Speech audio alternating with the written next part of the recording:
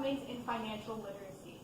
Over the course of their lifetime, they will lose upwards of $10,000. 1 in 4 Americans will lose over $30,000 a year simply because of a lack of understanding of personal finance, money, and investing. In a country that's built off of the flow of money, it is not acceptable for someone to be financially illiterate. We can fix this problem, but it starts in our schools. My personal experience with financial education was through my middle school and a program called Junior Achievement, or JA. This was a combination of in-class financial education and field trips to what they called the JA Financial Park.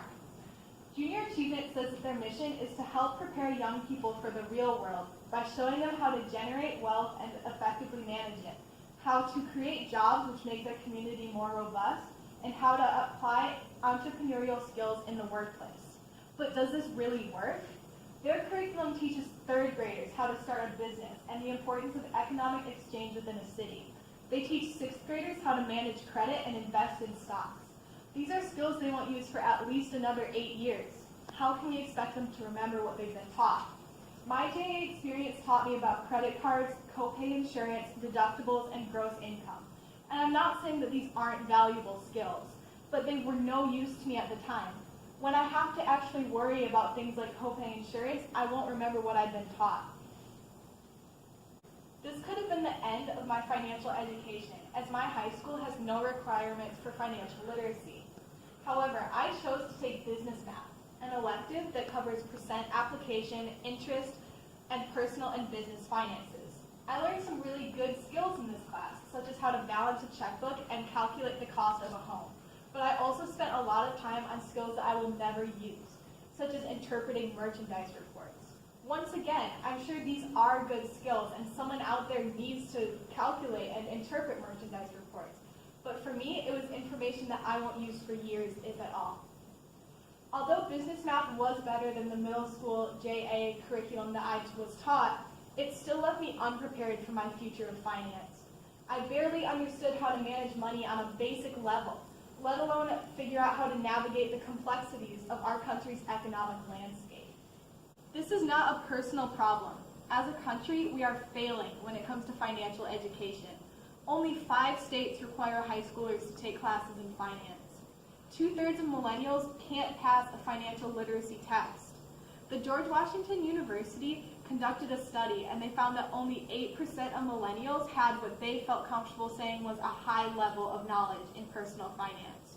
This makes millennials more likely to be late on mortgage payments, overdraft their credit cards, and be unable to pay for medical bills. Half of millennials worry that they won't be able to repay their student loans. And 1 in 3 Gen Zers in the workforce say that they are distracted from their work because of financial literacy stress. Of those who say they are stressed because of financial literacy, 35% report having significant health issues. Not only is this hurting our people, this is costing our businesses. They lose productive hours because of people's stress, and this costs them between $200 and $300 million a year just in productivity. We can't wait until we've seen people fail to fix our financial education system. We need to change it now. We need to teach information that is relevant to the students that are learning. A 3rd grader doesn't need to learn about the importance of economic exchange within a city. They need to learn how to save their allowance and buy candy at the grocery store. 6th graders don't need to know how to invest in credit cards or stocks. They won't use these skills for another 8 years. Teach 6th graders how to make a budget for a long-term purchase, like an Xbox or a phone. Teach high schoolers about the problems they're about to encounter with finance. Now that they're getting jobs, teach them how to save money, but also buy gas and have an entertainment budget to hang out with their friends.